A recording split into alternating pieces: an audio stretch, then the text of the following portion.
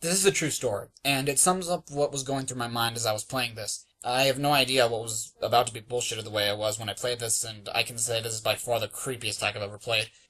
If you were on IRC, you would have heard me talking about it as well, but anyways, it's late at night, and I don't have a lot of time, and I need to get to sleep, so this is all the time I have for. So it all happened on tonight of all nights. I was bored, obviously contemplating what I thought what I would do, what I could do to waste time as I chatted with people in Super Mario World Central. We had good times, shared a few laughs together. Out of boredom, I decided to patrol the hacks waiting to be moderated section. Seems that we had quite a bit, 33 if I can recall correctly. The first few hacks I saw when I sorted them by date were a couple really horrible ones with bad screenshots to boot. Naturally, I showed these hacks to the Centralites currently on Super Mario World Central. We were laughing at how bad some of them were, but then I got to a hack called Mario. Just that. Nothing more, nothing less. All caps. The description seemed quite odd, as if some Japanese hacker was trying to translate the original plot of Super Mario World into English, and failing horribly. I showed this to Kieran, and he started laughing at the description. It reads as follows. As you play the role of Super Mario Plumber, verify that you are beautiful Princess Nodorozu. Again, Bowser kidnapped the evil king. It is your job to save her. This hack includes 6 levels of very long. Okay.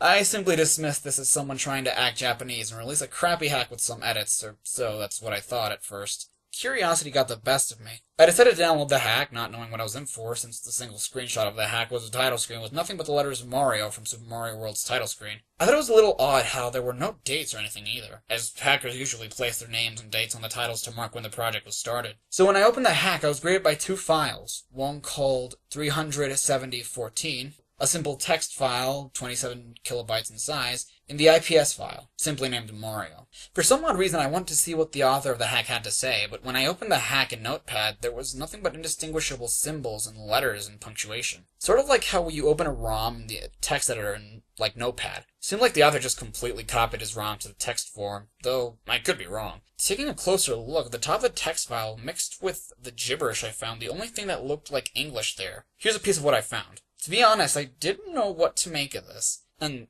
I thought it was just simply waste some of my time by making me find some text and gibberish file. That, I'm willing to bet, no one will ever be able to make any sense of. I decided that, because my interest was growing steadily, I would start looking through my horribly disorganized download folder for a copy of a clean ROM, which I had downloaded a great deal of time before the events of tonight unfolded, in an IPS patcher. Of course, my choice for the job was Lunar IPS. So I then proceeded to move the ROM and the IPS patcher to the folder with the hack. I patched the ROM, not knowing what to expect next, and I quickly hurried to drag it onto ZSNES and play what I thought was going to be terrible in the form of a ROM image. I noticed on boot up that the author had taken the time to change the header of the hack. Instead of the usual Super Mario World you normally see when booting up a ROM in ZSNES, it just had the letters Mario there again. At this point, I gained a little hope, because normally people who do horrible half-assed edits in ROM generally don't know enough to change the header title. I thought I wasn't wasting my time with this, and my mood slightly brightened at the thought of seeing what the author had to offer in this interesting little hack. So the title screen loaded.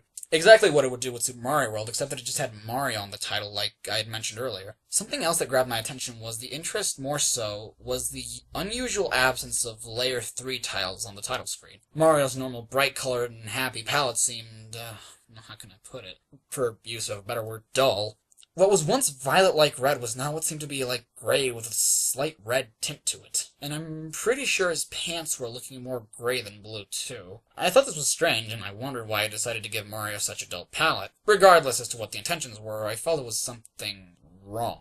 Not in the sense that the palette was slightly bad, but that the hack was, empty, like something had happened. Upon pressing start and selecting a new file, like a lot of other countless Mario hacks I've played in the past, there was some sort of intro screen that basically described the entirety of the plot in a short paragraph, just small enough to fit in a small black box. I began reading, and for the most part the message stayed the same, but there was one key factor that made this interesting. Apparently the main antagonist of this hack wasn't Bowser at all, but Mario? The message reads as follows. Welcome. This is Dinosaur Land. In this strange land we find that Princess Toadstool is missing again. Looks like Mario's at it again. What the? This wasn't the original message from Super Mario World, I thought to myself. Normally I wouldn't think anything of this, seeing as how, over my nearly 2 years at Super Mario World Central, I've played countless hacks and seen many different intro messages, but this one really stuck out. At this point I definitely knew there was something odd about this hack. Upon letting the intro level music play, I pressed the start button on my controller to finally get to the overworld and begin my journey into this unknown hack. Upon entering the overworld, everything seemed normal. Same old level paths, same old music, but the level names were different. Instead of Yoshi's house, like it always has been every time I've played Super Mario World, it was now simply just Yoshi's. The house part was gone. I thought that this was strange, and I began to lose hope in the hack because it seemed like barely anything had changed at all from the original. I was hoping to see something new. Well, unluckily for me, I got my wish, as you'll see when I continue. I decided to enter the level out of curiosity. Now, when I entered, the whole house that's normally there was gone. No smoke, no fire, no little birds, no treehouse. All that was left was the message box. I decided to hit it. Upon opening, the message I expected to be there was replaced with what seemed like binary code. Apparently, it says Notepad. At this point, I was on RIC telling everyone about how the hack was starting to weird me out, which in itself yielded some sarcastic responses, but hey, I expected it. Anyways, after this, my interest level in the hack skyrocketed, and along with it, my paranoia. Oh boy, was I in for a fun surprise. So, I decided to head left. Upon reaching what was before known as Yoshi's Island 1 was the level now labeled Never Come Back. Now, I thought things were going to be all Kaizo Death Trap, because generally this is what people name their levels in Kaizo hacks to make sure the player doesn't go there. To my surprise, it wasn't quite that way though. I wish it had been. Upon entering level 105, I was greeted by the insanely loud clown car that Bowser's flying vehicle makes right before Peach falls out. Of course, with my headphones being moderately high, the sound scared the ever-living shit out of me, which wouldn't have happened if I had been so nervous beforehand. I decided this time it would be best if I turned the volume on my headphones down, as to not get any more unpleasant surprises such as that one. When I entered the level, other than the music, everything seemed to be the same. Except for the fact that the little Koopa that slides on the ledges wasn't there anymore. Now that I think about it, nor was the Bonsai Bill. The Dragon Coin was still there. However, for some odd reason, I wasn't able to collect it. Or rather, any Dragon Coins at all. The author made certain of that. I also noticed there was a brown used block near the spot where the Bonsai Bill normally shows up. I can only assume that this was a revisit to the level after I'd beaten it, like I heard in some half-assed creepy stories in other Mario games. Now I was wondering why things were like this, making me wonder about the intro message. Had Mario done something previously to Dinosaur Land? Was this in Bowser's point of view? I quickly dismissed the latter option because it seemed kind of stupid. So that left me thinking that Mario at one point in the time of author's story did something. But what? What did Mario do? My mind was nothing but rushing thoughts at this point. However, I quickly dismissed them and ventured further into the level, only to find that all the small blocks had basically been hit. Coins had been collected, save Dragon Coins, those were still there and unobtainable. There were no enemies, and I could no longer go down pipes. What kind of bullshit am I playing here? I kept thinking to myself. At this point, I felt uncomfortable. I decided to keep venturing. Eventually, I came across to a message box, which I wasn't surprised was still in the level. Well, being the idiot I am, I went and hit the box. Upon hitting it, I was greeted with the familiar black box once again. The message was edited, obviously. As I had figured that this was given at this point, it reads as follows: I hate you. Well, now I thought things were starting to get to the vibe that the author was a twisted and warped individual, and that I was right about Mario having done something. At this point, I was basically rushing to get to the end of the level, so I just scurried by, and I came across another message box. However, this one was just a blank box with point of advice at the top with nothing else in it. I quickly disregarded it and headed off further to the right, hoping to free myself of that hell that was once level 105. Upon reaching the end, I saw a fire flower on the top block where the four-way block intersection used to be. However, it was too high for me to reach by normal means, so I just continued onward like the blind, curious idiot I am would do. So I finally beat the level, and as usual, the path to the Yellow Switch Palace was unlocked. I decided to head up to the path that normally leads to the Yellow Switch Palace, and I found that when I entered the main overworld, every other landmass and decoration besides the ghost from the Ghost's house and Yoshi's Island itself were gone. Nothing really changed at the Yellow Switch Palace except for the Switch message. All that changed was that Switch Palace was changed to Mario World. Boring. Anyways, just when I thought I was done with this abomination that called itself a hack, I found that Yoshi's Island 2 had also been edited. Oh joy, thought of myself. Upon reaching Yoshi's Island 2, I found out that it had been renamed to Yoshi's House, the original name for level 104. I decided to enter and found that the palette of the level had been changed along with the background. They seem to have changed the same palette as Yoshi's Island 3, greenish tan and such, except the background was pushed down some and now was a rotting brown color, and that the vegetation on the foreground was now no longer present. I decided to explore the level a bit and came across to a trail of Koopas that countless players have used the shell to rack up free one-ups with. I decided to ignore them and go to see if any more of the level was changed. I eventually came across the question mark block that holds Yoshi and decided to free him. Upon freeing him, I got this message. Hooray! Thank you for rescuing me! My name is Yoshi. On my way to rescue my friends, Mario trapped me in that egg. This had me wondering what kind of sick and twisted hack I was playing. I had thoughts of all possible scenarios of Mario attacking Dinosaur Land horribly and causing irreversible damage. The author had me hooked on with his sick little game, and like any other idiot, I took the bait and kept coming back for more. Somewhere not far from the Yoshi block, I found a message box in the same place I remember it that it always had been. Though, if I've learned anything at all from playing this, it's that whatever had to be in that message box was not going to be even remotely normal in the slightest. This made me hesitant to hit it, but I ended up doing so anyway. I wanted to find out more. The message I was greeted with was as follows. But, is there anything I can do to change your mind? The fuck? The hell did that even mean? Change my mind? What would I change my mind about anyway? Was this about Mario and whatever he did, and how about people were trying to convince him to stop? Was Yoshi talking to me through the message boxes? Or was it about me, the player? About me playing the hack, asking me as if the hack was trying to talk to me through message boxes? Either way, whether it was for more backstory on what Mario had done or if it was questioning my decision to keep going, I decided to keep progressing despite the obvious signs that I should have quit playing the hack a while ago. As I progressed further, I found out that I was right. All vegetation was now gone and nothing was left at all, save a few enemies like chucks and moles and such. Even the pipes were gone. I came across another message box. Like all other times before, I decided to hit it. I was greeted with another cryptic message. This is the selfish way out. The selfish way out? The hell? Was he calling me selfish for continuing to play the hack despite the warnings? Or had Mario made some kind of selfish decision that only benefited him? Was Yoshi still trying to talk to me? What the hell was this guy trying to tell me? At this point, I was creeped out to the point that I was shaking slightly. A mix of anticipation, fear, and the fact that my room was terribly cold last night.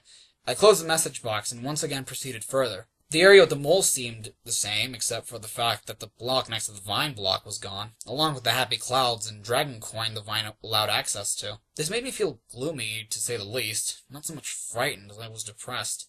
It's a feeling I can't really explain all that well. From this point on, it was basically just a big empty stretch of land to the end of the level. I proceeded quickly. I wanted to get the fuck out of there, and as I felt that I spent enough time looking around as it was, so me and Yoshi, still at him at the time, opened up the next path on the overworld. It too was changed. What was once Yoshi's Island 3 now read as Yoshi's Island 7. Memories of Super Bobato World flooded my mind, how the levels would take giant leaps in number order, which made it seem ridiculous. Though this time I didn't quite find it as humorous. Due to the common sense and obvious reasons explained earlier, I entered the level. As I entered, I was welcomed by a solid black background and a blue and gray colored floor. The place seemed frozen, lifeless, and barren. There was nothing in the level at all, save the goal point. Just a clear stretch of land with nothing else at all. I quickly lost interest and finished the level. This is what seemed like the most empty and creepy level in the game, though as you'll read on, it gets far worse. With the level beaten, a new path opened up. Yoshi's Island 4 was just leave now.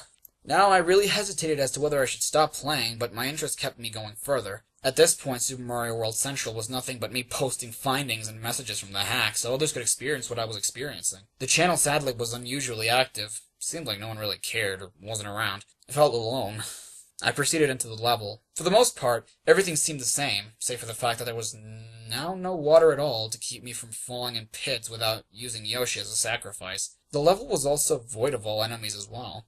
Whenever I got to an area that seemed too far for me to jump, I found that I could just walk across some air, thus getting rid of the need to use Yoshi as a sacrifice. It's apparent the hack wanted me to keep him. I can tell that much. I was able to get the pipe that usually leads to the exit level. I went in and found that the room was exactly the same, everything in the right place and nothing edited. Or, well, so I thought. The message box once again broke the mood of the brief moment of relief I had gained upon entering the pipe. At this point I was questioning whether I should have kept going to see how it ends, or quit now while I still have a bit of common sense left. The message box was sort of indistinguishable, and I couldn't really make sense of it. For a moment I tried to figure out what the box meant, but eventually I just gave up and beat the level. I figured the box wasn't worth the time anyway. With the level beaten, the path to the first world castle opened, now renamed from number 1 Iggy's Castle to number 1 Go Back. I sure did feel welcome here.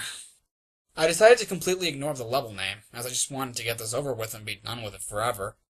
What seemed like a normal castle intro was made especially creepy. Given the fact that I had to dismount Yoshi, I felt for the first time that I was actually abandoning him, and I wish I had taken him with me. The inside room of the castle looked strange. There was this darkish, bluish, greenish, black lava on the ceiling, and there was no goal points that looked like pillars. Aside from that, next to each pillar there was this increasing amount of message boxes next to each other, and next to each pillar the further I got. The room was basically just a big hallway with no enemies or anything of the sort. Every message box I pressed either gave me a blank box with Yoshi's signature at the bottom or the message that reads as follows. Don't you think you've caused enough trouble? Another cryptic message, though at this point I wasn't surprised, not in the slightest. Again, the thoughts in my head started circling, wondering what exactly Mario had done, why he was here, and why everything seemed to hate him, everything about him, and wanted him gone forever. I was feeling more depressed than scared at this point, to be honest, and I had no idea what to expect next. I proceeded down the long hallway, checking message boxes filled with nothing but the same 2 messages over and over. It's like they were telling me to stop playing, or something. Obviously, I ignored them and kept going. I eventually reached the end of the hallway. There was a door, which I entered. I was welcomed by nothing but a small section of land, and at that the level was auto-scrolling, so I figured this must be the end, that the author wanted me to jump into the pit and commit suicide or something, thus ending my journey. I was wrong. The auto-scroll pushed me over the ledge, and I was still walking, unfortunately.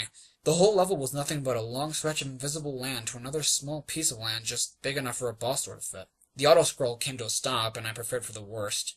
I gathered my composure, swallowed some of the spit in my mouth, and took a very deep breath. I entered. Nothing but a normal Iggy boss. I felt kind of cheated in a way. I was happy to think it was finally over. I defeated Iggy with 2 jumps effortlessly, which was actually the quickest I'd ever beaten him before. After he fell into lava, the course clear message popped up as usual. It ended and I was brought to the rescue egg seed, though instead of the usual message, I was shown something disturbing and vastly different, like a profile for the scene of a crime. It was as follows. Victim number 1.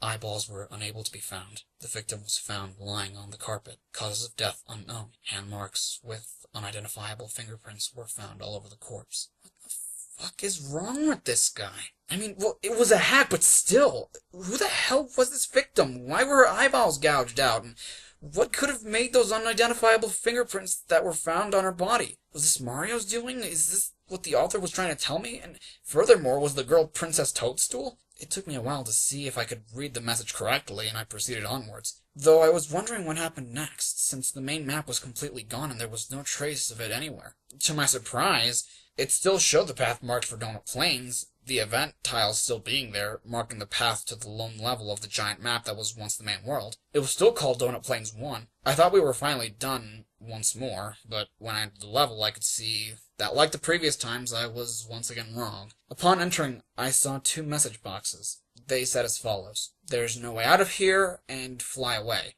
I found it quite strange that both message boxes were contradicting each other. One was telling me that there was no way out of this accursed hell, and the other was telling me that if I could fly away, I could be free. Though I saw no feather or enemies to grab one with. Was this telling me that I could either rise up and go to heaven, or stay in hell forever, wallowing in despair? Did I need a cape to proceed?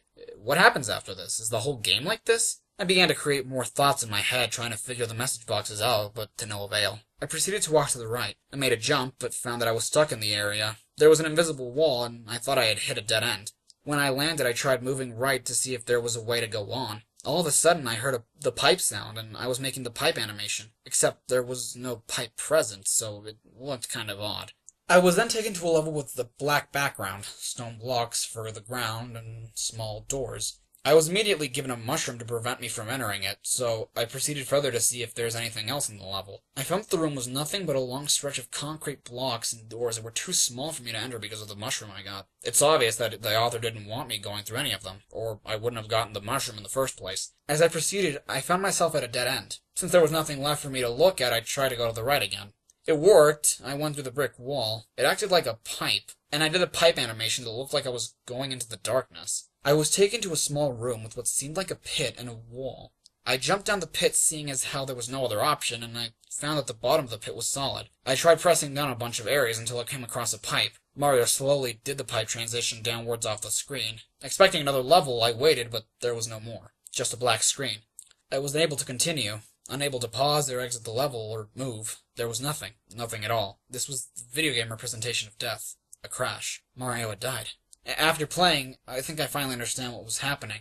I believe Mario was atoning for his actions, eventually being plummeted into a hell that looked exactly like Yoshi's Island, where he was lost to the grip of death forever. I was finally done playing and quite relieved at that. The nightmare was over. Activity on the IRIC seemed to be back up again. I quickly shared my tales with the rest of Super Mario World Central and typed this documentation of it. if you feel daring enough, you too can witness my tale firsthand. Remember, guys, it's only a hack. It can't hurt you, can it? Hey guys, Char5 here. Well, that was Mario. There is yet a little bit of piece of information I kinda have to give you guys, because, wouldn't you know it, that's not all of the creepypasta yet. Well, here goes. This is the aftermath of this tale. This hack, being the first of its kind to hit Super Mario World Central, of course, gained a lot of attention. Even the site's founder and administrator, currently Kieran Minor, who then immediately recognized the text file that Adam mistook for the SMC ROM image converted into a text as a JPEG file due to its header. He tried manually converting it back into a JPEG, but the result was barely viewable. The only recognizable part was the very top. He then continued searching Google for images with his attempt's resolution, and the second result struck him as relevant. This hack's novelty on Super Mario World Central wore off, however, and it was removed from the hack database after being accepted for the first of its kind, a creepypasta hack. Another post was by Wizard the Wiz Essential, who posted the same day 2 hours later. He unscrambled the uncorrupted image for about an hour and found the most disturbing image yet.